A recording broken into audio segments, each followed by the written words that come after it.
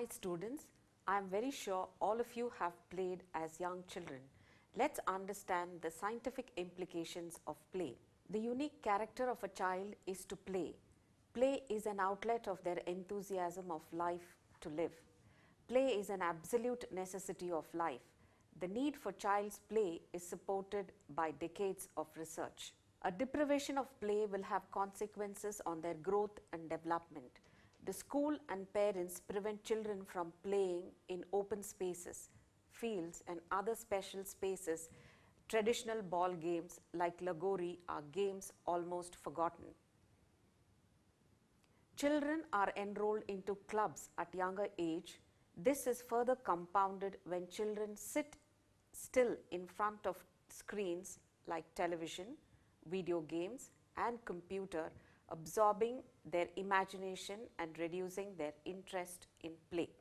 Learning outcomes of this module is to enable you to understand play scientifically with the help of theories of play and to understand the advantages of play. Play is refreshing. Play is a common ingredient of healthy childhood.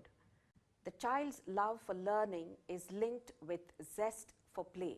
Children approach life with playful spirit in whatever they do, be it physical skills, social relation, or cognitive content.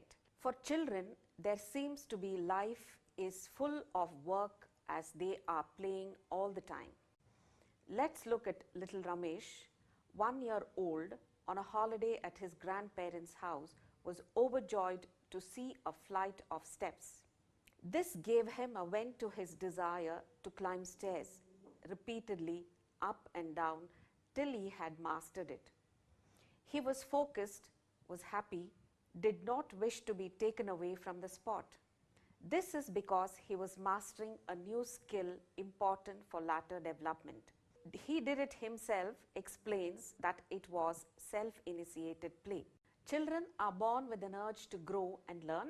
Develop their capacities while they play is the simplest medium or channel through which they operate. Let's look at the differences between play and game. When we observe a 6-month-old baby being very happy by squeezing a toy, amused by the sound it makes, and a 4-year-old putting all the pieces of paper in a row and pretending as if he was laying plates at a buffet for food to be served. All these are instances of play. They are self-initiated play. It is very natural. This is very serious trait for a child, and anybody disturbing them would mean putting an end to natural flow of energy as the child is totally involved in it. As children grow up, play becomes more organized, like playing in 2 groups, a set of rules to be observed, following the rules through the play, and at the end there is a winner or a loser. This is the basic difference between play and game. In a game, the end is more important. In play, the process is more important. Play is learning while game is testing one's ability, comparing oneself to others and others rating one's ability. The joy derived from playing is different each time, yet they are rewarding. Play and its relation on various domains of development. The main objective of early childhood education is to encourage the various domains of development. Play is an important tool to achieve this. Play helps in building a healthy child. Our main aim in early childhood education is to build a healthy child, or a holistic development, that means paying importance to all-round development. A play activity does not at any time focus on any one domain, but 2 or more domains overlap. A clear line cannot be drawn to demarcate play that it stimulates a specific domain. This does not matter to an early childhood educator, as the objective of early childhood education is more important. Let's understand sand play. The child is actively involved, that is, his attention is being used. He is using his hands, that is fine motor development, creating different molds, that is concept development, shape and cognitive domain, sharing material in the sandpit, his socio-emotional domain is being interacted with. Thus, one can very confidently proclaim that play integrates all domains of development. A preschool educator or a parent need to understand child's needs, abilities and interest at every age and stage of development by observing their behavior. This will enable adults handling children to provide a suitable experience to master a particular domain. Ajit, 1.5-year-old, was enjoying by bouncing on a sofa. Young mother Rakshita was very embarrassed as she considered this as bad manners. Based on the observation, the elderly member in the family came up with a creative idea. He designed a toy that encouraged him to bounce till he was satisfied. The role of adults is to understand what the child is trying to express and how they could be met. All cultures have given importance to play, as sites of excavation are a proof to this. Some social scientists have given theoretical interpretation to play. Based on their observations, theories have been put forward. They could be classified as early classical theories and current theories. The classical theories are surplus energy theory, relaxation theory, pre-exercise theory, recapitulation theory, growth theory, ego expanding theories. Current theories are infantile dynamics, cathartic theory, psychoanalytic theory and cognitive theory. Let us go through each of these theories. Surplus energy theory. A child is a source of surplus energy. This surplus energy needs to be let out. Play is a channel to let out this energy. The young children do not have burden of adult world. The basic duty of the child is self-preservation through play. The surplus energy finds a release through play. Play is a means to spend this energy. Though energy is also required for maintenance of self, let's understand and look at Advi, a child of 2 years, is fascinated by opening and closing of a bottle cap. And she continues to do this in several such objects that can be fitted one into the other, like a pen cap, lipstick, variety of bottle caps. She continues to do it till she has mastered the skill of closing and opening act, either by screwing or by fitting. In an observational record of her mother, she had recorded this act about 500 times. This play activity is fascinating at a particular age. At the same time, spending all the energy to open and close and until she has mastered the task. The energy will transcend into different play activities appropriate to a particular age. This skill is very essential to survive in the civilized world. The relaxation theory proposes that the primary aim of involving oneself in play again and again is due to the joy that one derives by getting involved in the play activity. In other words, those who get involved in play get recreated. So play gives one recreation. In the process, the fatigue that is accumulated in an individual is released. In the process, one is ready to take up yet another task that is not familiar to him or her. A cognitive activity which is deep rooted for the race, which may be psychoanalytically acquired behavior or psychogenetic, the function that are common to race like all developmental milestones, ontogenic functions that is specific to an individual and requiring training like classical dance or any other sport. These play skills live with one all life, and even today we can see many elderly who still continue to do these mainly for relaxing. The joy that one derives from play, this also helps in keeping one mentally and physically healthy.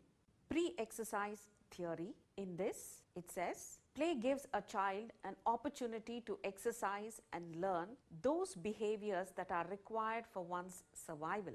Let's take the game of I Spice. All children run and hide. The older takes care of the younger. One who one distracts the player by giving a wrong clue. The person who is in the den can fix the limit to which children can wander. This gives one opportunity for social interaction, cooperation, team efforts, etc. In play, one cannot shout at team members for one's performance. Both the player and the members have to work out a strategy to cooperate, as team spirit is more important. One will cover the other for weakness. It is a win-win situation for both, and a coping skill of life is learnt here. Recapitulation theory believes that play prepares one to the role that one will take later in life. Play helps one to develop instinctual skills to be modified, to erase primitive skill that is not accepted. In a ball play, it is primitive behavior for one to grab a ball to throw it into the basket, but one has to follow certain rules before snatching the ball to shoot it into the basket. Modified behavior does not exhibit the instinct of snatching the ball. Recapitulating by practicing the accepted behavior or skill of snatching the ball. Recapitulating the steps that one used to open an automated toy will help him to understand the electrical wiring that is there in a circuit board. Each child passes through cultural stages that which are unique to his or her culture. This is nostalgic. Whenever they recall, we very often say the way we played hopscotch, the way we climbed the tree to bring down the little kitten, the games that we played on Janmashtami, etc. Growth theories proclaim that play is a generalized behavior for growth of an individual. The moment the child is able to respond to external environment through sensory interpretation, then begins the skill of mastering behavior that is required for survival in a particular environment. The simple act of using a spoon, aiming a target like a ball or a marble is required, and similar activities that are required for successful life later. A child is scared to slide down at first. As she gains confidence, she is able to do it independently. This gives her confidence of mastering the environment. To overcome fear of heights. The pegboard play of a child will help him or her in finer motor coordination. The ability to use a striker in a carom board is unique, which can be transferred to using compass or instruments in a chemistry laboratory. Ego expanding theories claim that play helps in ego communicative exercise, preparing one for later personality development. Play aids in personality development by virtually creating a stage for being a leader, loser, follower, initiator, problem solver. The child learns to accept to play each of these roles successfully in enabling one widen out one's own modified ego. We could pick up any one game and analyze for these above features. Let's take Jungle Gym. The one who climbs high will be a leader, will motivate one who cannot climb, gives him or her the confidence to initiate to climb. The one who attempts becomes a follower. This situation can be observed in all play activities. Current theories of play in this. Infantile dynamics theory explains the cognitive space of a child is imperfect as she or he is in the process of forming an image based on experiences which are real or imaginary. Sometimes a child from unrealistic world gains into the realistic world. The child from playful experience realizes the realistic world. During early childhood, child believes that boogeyman will come and carry him away. This will change as the cognitive abilities improves. This can be seen in the blindfolded play that children most often play. Cathartic theory says play is a way that a child resolves the conflicts. When he or she do not have an alternative opportunity to let out to resolve conflicts, it is seen they enjoy play like punching a bag, using hands to knead clay, or modeling an adult's role on a toy or a younger sibling, which they cannot do on an adult figure that inflicted pain on them. It could be anyone in his environment.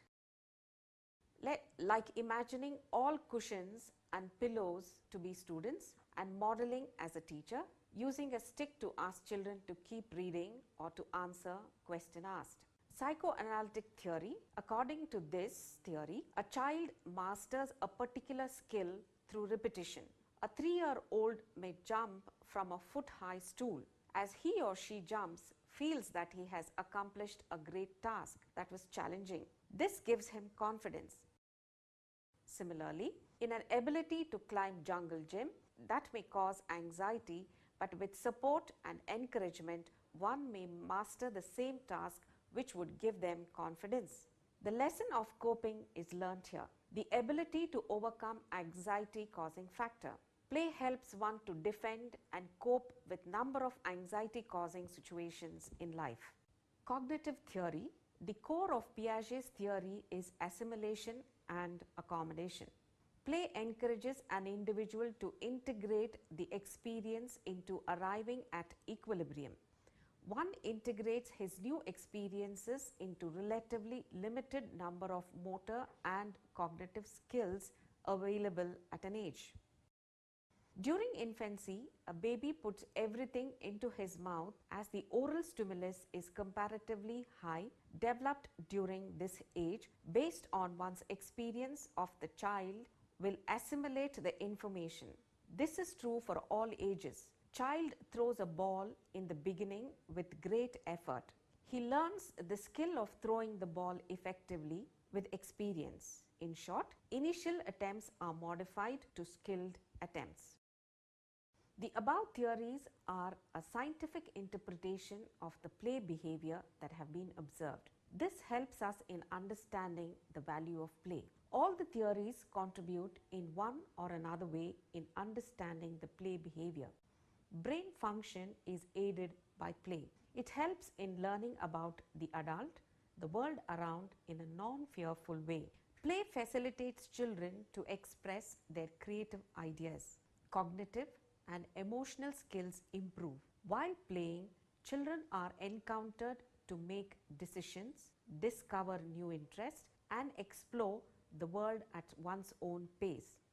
Play activity helps children to improve child's mobility, balance, coordination, strength. Good ability to process non-verbal stimuli. While at play, children have to be alert to respond to the opponent. At the right time, one has to make the right move. This would call for concentration. If it is an outdoor game, the player has to be on the move. If one does not, it is very costly experiment. Let's take an example of a play of skipping. If the player does not jump at the right time from the rope, he may hurt as he is not able to respond to the correct time. The body has to cooperate by being agile and skip. Let us imagine two of them playing the same game, where the two have to synchronize this same act perfectly to achieve mastery. Let us continue to look at the same play from cognitive dimension. One has to concentrate on the speed, movement of the body at the right time to get ready for the next act by synchronizing the movement. The longer one would keep skipping, the superior one would be in mastering the skill. Thus, it helps in improving cognitive abilities, verbal communication abilities to negotiate for the lapses till one is able to perfect. The emotional benefits of play are decision making, confidence building, problem solving. Let us now look at a group play where they are playing.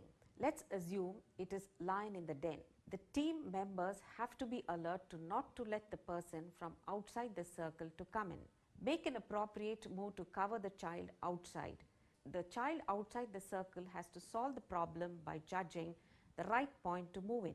On the success of members, they develop confidence. Children improve based on their performance and mistakes are overcome in every attempt. Thus, the child learns by playing and experiencing. Play is important to child's development. Lack of physical play can lead to long-term health and issues related to weight. The absence of free play can adversely influence mental health. In families where children are kept in strict schedule, fail to derive benefits of free play, which is very essential for development. Let's summarize the lesson on theories of play. Play is an innate gift that is given to mankind to understand the world around. Play is unique to each group. Play shows the zeal one has in life. Play was observed in many cultures in early civilizations.